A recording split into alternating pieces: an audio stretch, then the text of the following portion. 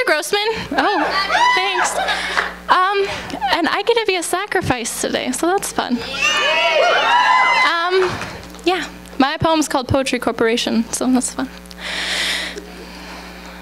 I sit in my college business class listening to this overly sarcastic scholar rambling on and on about supply and demand, his tie in his hands wiggling as he gesticulates at the PowerPoint displayed on the marker board, fingers punctuating each point as if his every word were the epitome of perfection, and trying to shove us unceremoniously into the real world with a constant reminder that adulthood is rushing at us like responsibility-laden, money-eating, hope you don't crash and burn train. A train bursting with penciled-in appointments, highlighted meetings, and important dinners with more important people. A train that doesn't care where you came from or what you've done.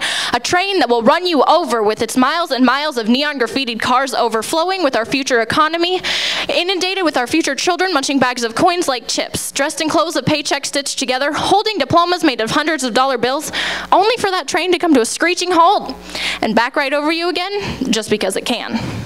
But my mind is on poetry. I know I should be listening to this man with his degree already in hand, trying to prepare me for the minimum maintenance road of an unplanned future, the whitewater tidal wave of mismanaged time, but all I want to do is beg him to be quiet. All I want to do is push him off the fiscal cliff.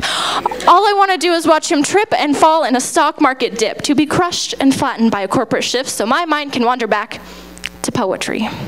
My summer fling that turned into a lifelong commitment. I want to write poems with words that don't just shake, but earthquake. And as I pour painstakingly over my blue-lined paper, ignoring the ache growing in my hand, the pain of unspoken words pounding in my chest, trying to make my words take shape and take flight, hoping one day they just might ignite a fire in someone else, and like dynamite, their words will explode from the stage. Their poems, a colorful coalescing kaleidoscope of emotion, a means of coping when the shouting gets too loud, and no matter how high you crank the volume, there's just no way the screams of the guitar can drown out the screams of our voices. The struggle to be heard over the roaring silence of ignorance and the refusal to give something new a chance. So when that final straw is dropped onto the mountain already bending your spine, when that boy you scribble secretly in the margins of those business assignments left unstarted wrinkles his nose in disgust when you accidentally brush by him in the hallway, you don't yell. You don't pout.